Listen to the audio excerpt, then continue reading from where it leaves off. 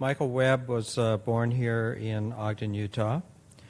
He received his undergraduate degree from the University of Virginia. He received his medical degree, internship, and residency at Duke University in Durham, North Carolina. He then did his fellowship in vascular and interventional radiology at Brown University School of Medicine in Rhode Island. He's board certified by the American Board of Radiology, practices here in town, and he's going to talk to us about interventional radiology.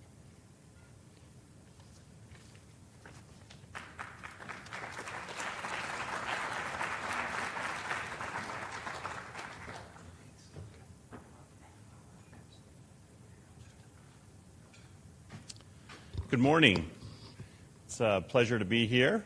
I want to also thank Dr. Johnson for the opportunity to address you today.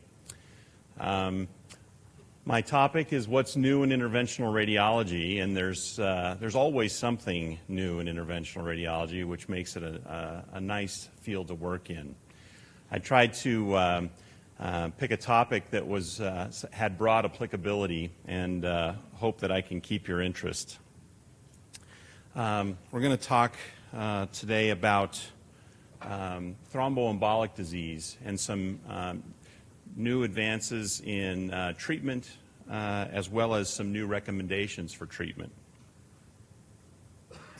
Late last year, the Surgeon General issued a call to action regarding thromboembolic disease, recognizing that there's significant morbidity and mortality that continues in spite of, I think, an overall increased awareness regarding DVT prophylaxis. Still, thromboembolic disease kills more people than breast cancer, motor vehicle accidents, and AIDS combined. Also, a topic that I want to try to emphasize is a new emphasis on the long-term sequela of thromboembolic disease. Those who don't die from it are often afflicted by it later in life, sometimes many years after the initial acute event, actually most of the time after the acute event. And the Surgeon General's report quotes, there is a need to inform healthcare providers about the availability and appropriate use of treatment options, including anticoagulation therapy and clot-dissolving, clot removal therapies. And that's what I'd like to base or focus a lot of my comments on today. Late last year in the American Journal of Medicine, there was a special edition that came out dedicated to thromboembolic disease.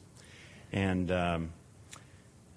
it quotes, most healthcare providers are aware of the importance of treatment to prevent PE. However, the treatments focused on preventing post-thrombotic chronic venous insufficiency are rarely considered as a primary objective. And hopefully at the end of the discussion today, that'll be something that we're all more aware of. First, what is post-thrombotic syndrome? Usually, post-thrombotic syndrome is manifest by chronic swelling, venous claudication, stasis dermatitis, ulceration, depending on the severity of the post-thrombotic syndrome.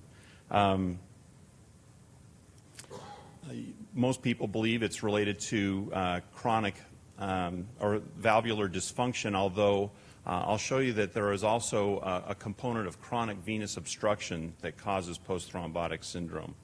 To prevent it, we need rapid diagnosis, a heightened awareness of DVT, rapid therapeutic anticoagulation. The faster someone becomes therapeutically anticoagulated, the less risk of recurrent DVT and post-thrombotic syndrome.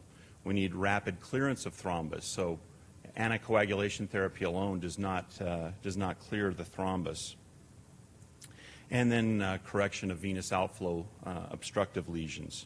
It's important to remember that the veins derive their nutrients from the blood that flows through them. They do not have a separate blood supply. And so thrombus leads to damage in the wall and the valves, and that is what ultimately leads to chronic venous insufficiency. And then the question becomes, well, who would benefit from a strategy of thrombus removal, more aggressive therapy, say, than anticoagulation? And there's some evidence that if we could do it safely, all patients would benefit from thrombus removal. But certainly iliofemoral DVT patients do benefit. And if you look at patients who have iliofemoral DVT, that is DVT in the iliac veins extending down or involving the common femoral vein, at 5 years, 95% of those patients do have venous insufficiency. There's a significant incidence of venous ulceration. More than half, or approximately half, of the patients have venous claudication. Ambulation is limited in as many as 15% of these patients, and that impacts quality of life. These patients, if you do venous pressures, have marked hemodynamic impairment. So I'd like to maybe convey the notion that acute DVT in the iliofemoral segment is actually a chronic disease. Over the past 10 years, there have been a number of studies that have shown that if you aggressively remove the clot with catheter-directed thrombolysis, you improve the long-term venous health and quality of life. Dr. Camerata showed that there are fewer post-thrombotic symptoms and an improved quality of life in those patients with iliofemoral DVT treated with catheter-directed thrombolysis.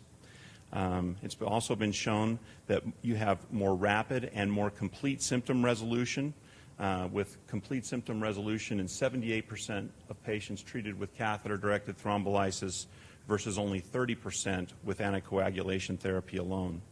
And then catheter-directed thrombolysis also results in better valvular function, with normal function in 72% of patients treated more aggressively and only 12% normal function in those who are not treated with thrombolytic therapy.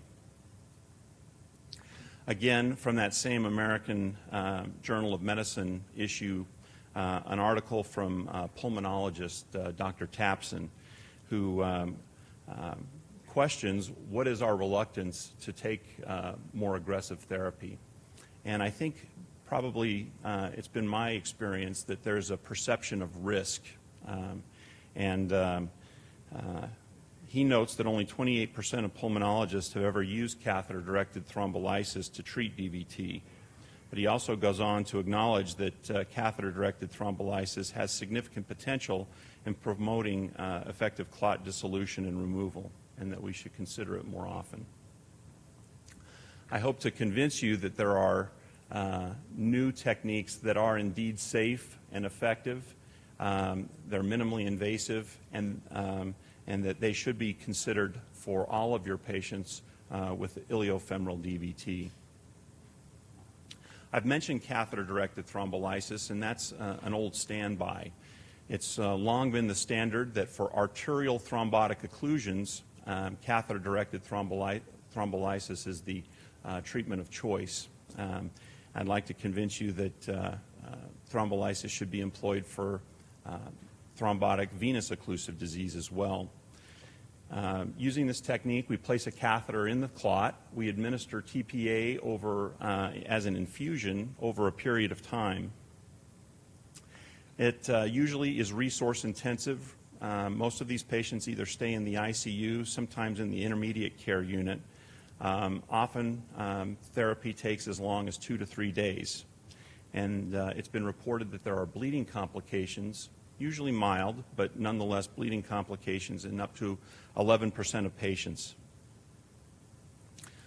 In spite of this, as I've already discussed, this therapy does result in improved venous function and a markedly reduced incidence of post-thrombotic syndrome. Over the last 10 or 15 years, there have been various devices that have been employed to try to do percutaneous mechanical thrombectomy. These devices are catheter-based, usually somehow fragment or macerate the clot and attempt removal. Some of these devices are as crude as sort of an intravascular egg beater that you put on a catheter and spin rapidly in the clot. None of these devices has been shown without thrombolytic therapy to be effective. So over the last 3 to 5 years, a combination of these techniques has been employed using both mechanical devices and a thrombolytic agent to try to rapidly clear thrombus. And they have a synergistic effect. The lytic agent renders the clot more susceptible to the mechanical action, and the mechanical action increases the surface area over which the thrombolytic agent can work. And clot clearance times are markedly reduced, sometimes matters of minutes. The doses of lytic agents are also markedly reduced. We're frequently able to treat an entire limb with less than 20 milligrams of TPA. And hospital stays are shorter as a result. I went the wrong direction here. I want to show you a couple of these devices. This is called the Trellis Device, and it's used to treat relatively focal DVT up to about 20 to 30 centimeters in length. And you can see here, stand over here, 2 occlusion balloons. And those occlusion balloons are positioned distal and proximal to the clot. And then TPA is administered in between the balloons. You can see there's a sinusoidal wire that runs between the balloons, and that wire is agitated by this motor drive unit. I'll give you an animation of this here in a minute. But the important thing to remember is that using the occlusion balloons, we're able to isolate where the TPA is delivered. We're able to perform thrombolysis usually with 2 to 6 milligrams of TPA, which is almost a homeopathic dose.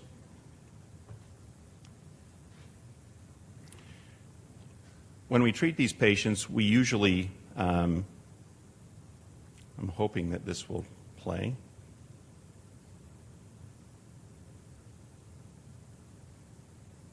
Maybe not.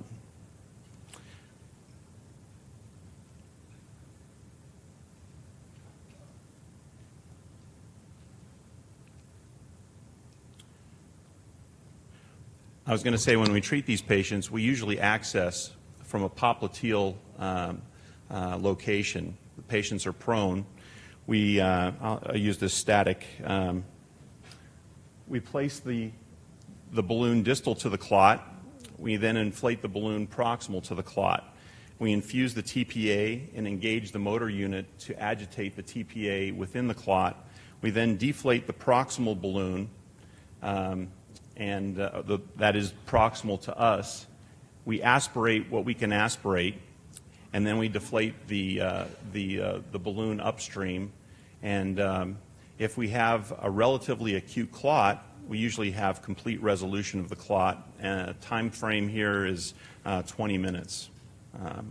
So it's a very safe and effective and rapid way to handle significant clot burdens. There's another device that we use, and that is the Angiojet Device. This device we have more experience with. It's a rheolytic catheter that uses the Venturi effect to aspirate clot material. We can occlude the exhaust port on this catheter, and that allows us to spray under high pressure TPA into the clot. We then allow a certain amount of time for that TPA to dwell, usually 10 to 15 minutes, and then we aspirate the clot. And with this, we can treat extremely long segments of DVT rapidly and effectively. Again, I'll try to, this animation will work. So the catheter goes into the clot. We've blocked the exhaust port, so when we infuse our agent, it goes into the clot. We then let that agent dwell. Again, we're talking 10 or 15 minutes.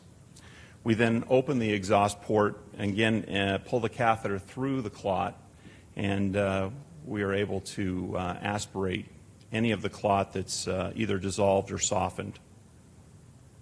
How long of a clot can you do?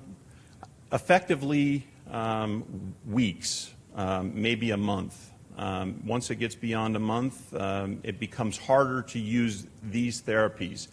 I will say, though, that chronic clot can be well treated with simple catheter-directed thrombolysis. It just takes longer to lyse. It's not that we can't treat chronic clot, and I'll show you some examples of that, but it does take longer, and these devices that I've just shown are not as appropriate for clot that's a bit older.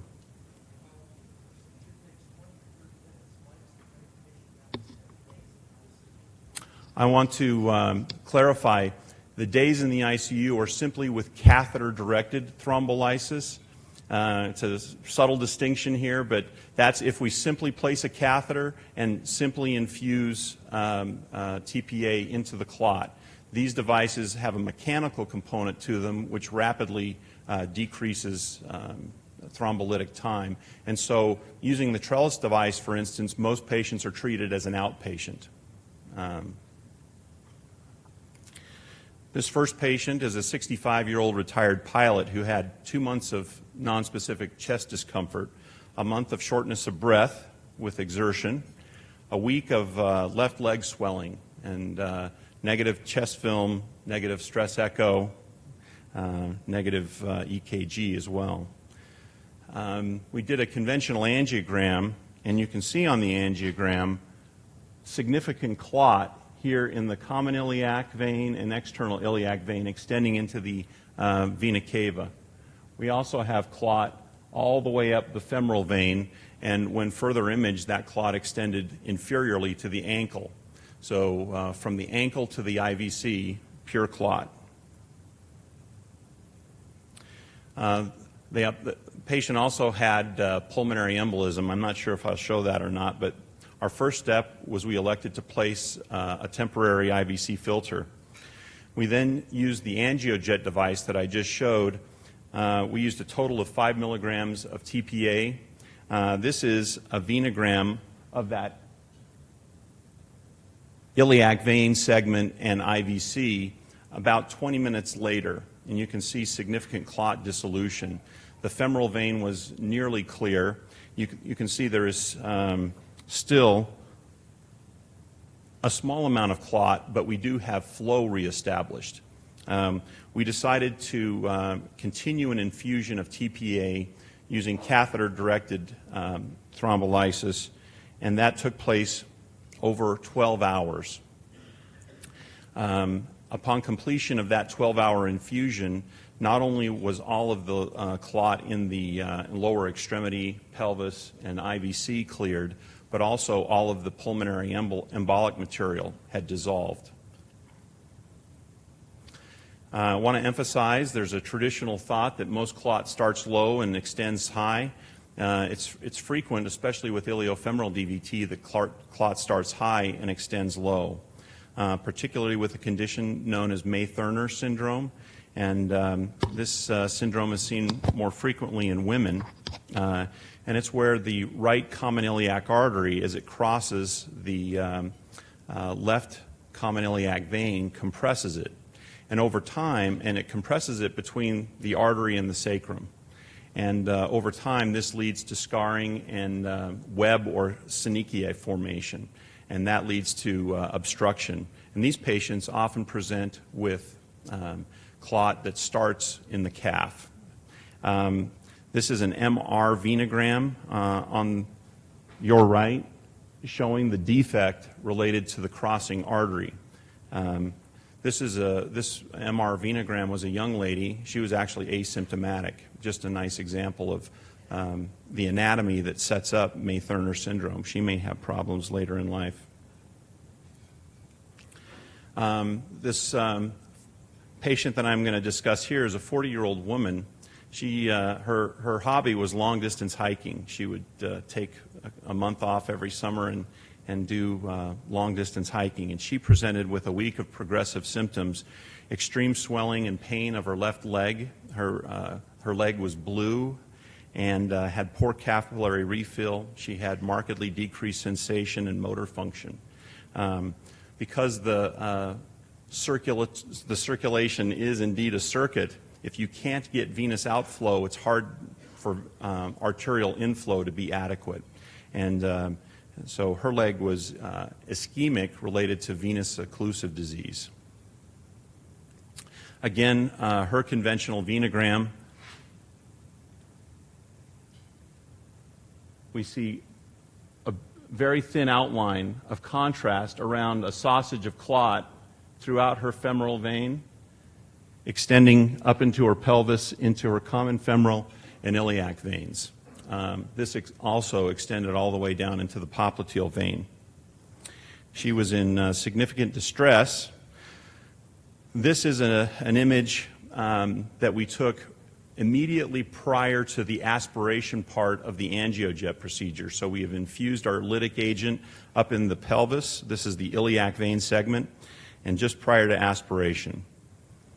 We aspirate, and you can see on the left, the femoral segment is largely clear, and on the right, the pelvic segment has static flow. There's not flow all the way up into the cava, and there is still some residual clot. If you do an injection of contrast higher, you can see that there is an obstructive lesion near the confluence with the inferior vena cava, and this is a magnified view showing a tight web and a bunch of synechia there in the common iliac vein. We then did an angioplasty. You can see the waist in our angioplasty balloon. We deployed a stent. We now have free flow of contrast from the popliteal fossa into the IVC. This was a 5-month follow-up venogram showing no impediment to flow. This patient is now 5 years out, is functioning normally, and she resumed her long-distance hiking the following year after her course of Coumadin.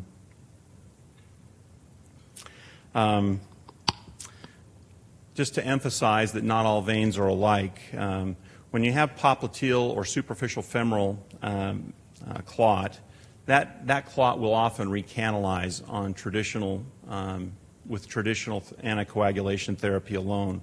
However, with common femoral or iliac vein clot, recanalization is much less assured, and persistent clot in those segments is a frequent cause of post-phlebitic syndrome and chronic elevated venous pressures.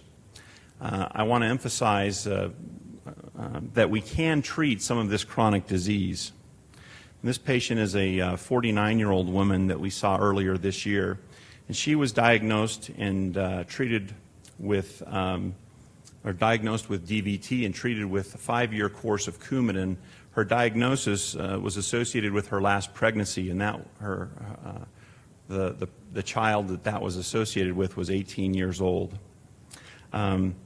This patient presented with an inability to walk distances, and she also had painful varicosities that I'll point out here.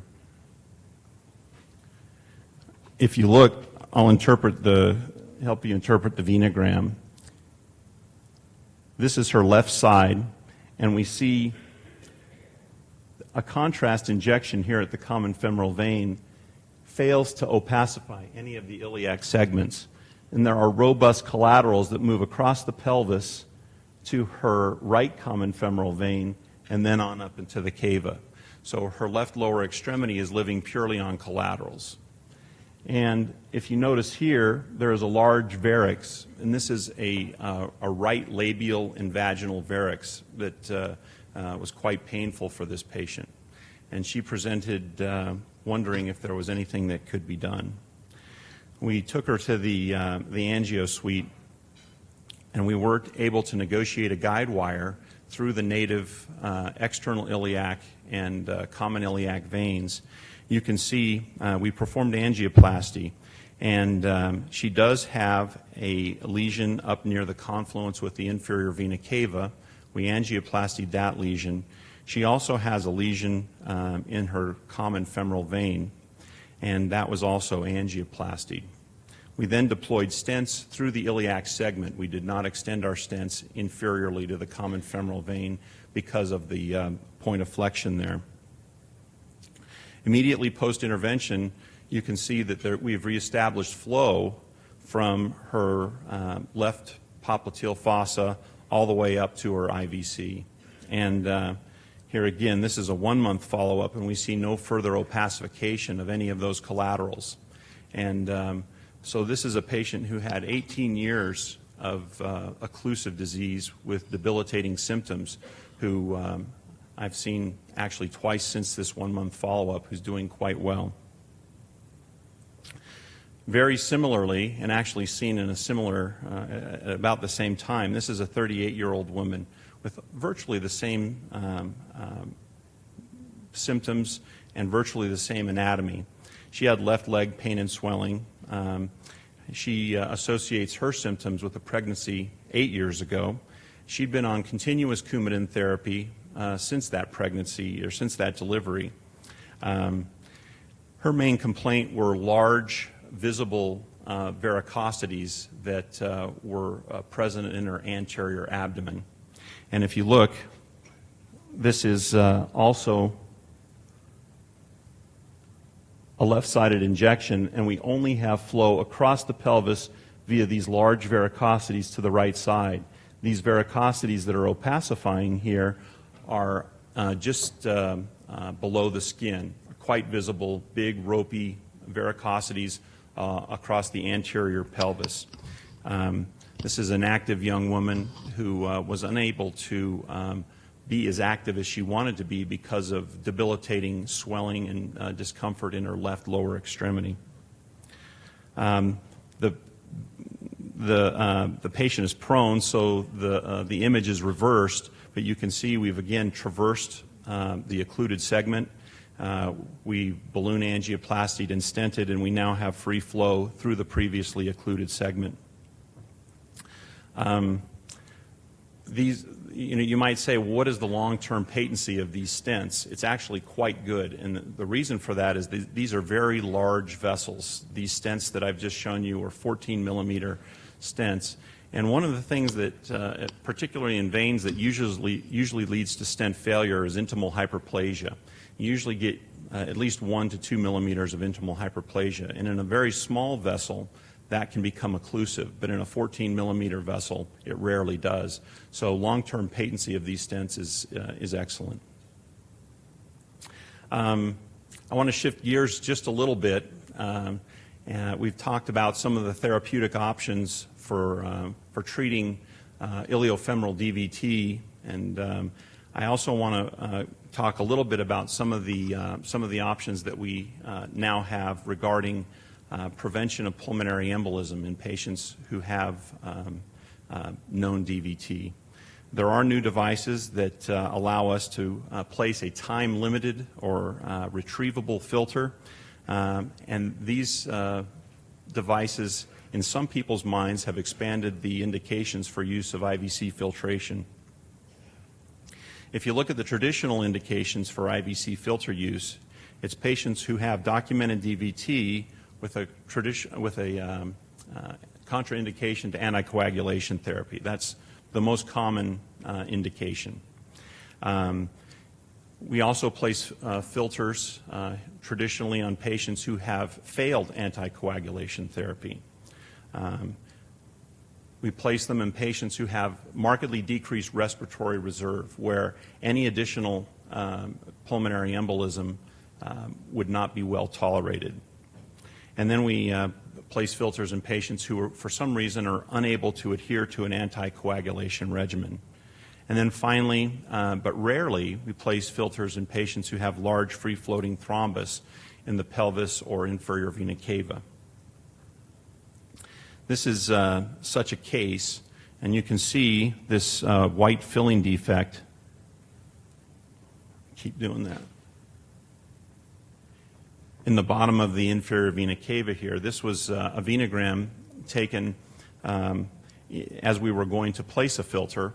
Because of this large free-floating clot, we decided to use a jugular approach so as not to disturb that clot. I just wanted to make the point regarding iliofemoral DVT that it's very difficult to diagnose using ultrasound. And I try to urge our radiologists and our techs to make a statement as to where the superior extent of the clot is. And if you don't know where the superior extent of the clot is from the ultrasound exam, additional work needs to be done. If the report says that clot was seen as far north as they scanned, which is usually the common femoral vein, then you have to assume that there is significant iliofemoral DVT. I'm not advocating that patients go on to CT or MRI venography. I just think that those patients who have, if you don't see the northern extent, the superior extent of the clot, we have to assume there's iliofemoral DVT. We used to diagnose DVT a lot more frequently with venography. We don't do that anymore. I'm not advocating that we do, but with venography we were able to see the superior extent most of the time. We now have a number of what we call option filters, and these are filters that can be left in place for 6 months to 12 months and then can be retrieved should the indication for filtration go away. These filters are also designed for permanent placement, so if they're not retrieved, the patient has lost nothing. As I've mentioned, indications for dwell times range from 6 to 12 months. I think our success rates are better at 6 months than they are at 12 months with respect to removal. With these new option filters, there has been an expansion of indications for IVC filtration. We're currently using filters for multi-trauma patients with head and long bone injuries who have expected long periods of bed rest. We have indications for patients who are undergoing bariatric surgery with a BMI of greater than 50 because these patients have an extremely high PE risk. We're using them in cancer patients and patients with central nervous system injuries with loss of mobility. Just an example of how we remove these filters. You can see on the far left another example of clot. You can see the shepherd's crook catheter and then clot surrounding that catheter. This was a patient we were going to remove the filter, but because of the presence of persistent clot, we decided not to. When we do remove the filter, we snare the apex of the filter from the jugular approach, and we advance a sheath over the filter, collapsing it and then removing it. It's an outpatient procedure, usually takes about 10 to 15 minutes. Can take longer if the apex of the filter is difficult to engage. I also just wanted to point out that we're increasingly using CO2 on the venous side for contrast. That's CO2 gas. It has the advantage of being completely non-nephrotoxic. It's extremely cheap. $10 buys you about a 30-year supply. It's very safe, although it's somewhat disconcerting to take a 40 cc syringe of gas and rapidly plunge it into someone's vascular system. It gives excellent caval visualization, and the only compromise is a slight decrease in the visualization of some of the major tributary veins. And we want to make sure we see those tributary veins to make sure that we place the filter appropriately. But this is a CO2 Cavogram. You can see the filter has been deployed. At about the midway mark, you can see the near the apex of the filter, you can see the renal veins. We visualize those nicely, and those are the major tributary veins that we want to visualize. To sort of start wrapping things up, the American College of Chest Physicians in 2004 specifically did not recommend clot-clearing therapies as a routine or frontline treatment for DVT. And if we fast forward to 2008, that same organization has issued new recommendations. It says in patients with extensive proximal DVT and low risk for bleeding, we suggest that catheter-directed thrombolysis be used to reduce acute symptoms and post-thrombotic morbidity. Pharmacomechanical thrombolysis, this is getting to the question of, do we just infuse TPA or do we use one of these mechanical adjuncts, should be used preferentially to shorten treatment time. After successful thrombolysis, we should look for and correct any underlying venous obstructive lesions, such as we've seen with those May-Thurner patients. And then after treatment of the acute problem, these patients still need to undergo standard anticoagulation therapy. In summary, DVT remains a significant cause of morbidity and mortality. And I want you to appreciate that there are safe and new techniques that can be used to treat the disease, and that there are multi-specialty recommendations from beyond the interventional realm that suggest that iliofemoral DVT is a distinct entity that warrants more aggressive therapy than simple anticoagulation therapy alone. And the community is fortunate because at all of our hospitals along the Wasatch Front, we do have interventional radiologists who are capable of performing these techniques, and they're always available to answer questions if you have any doubts as to whether these techniques are appropriate for your patients. Thanks.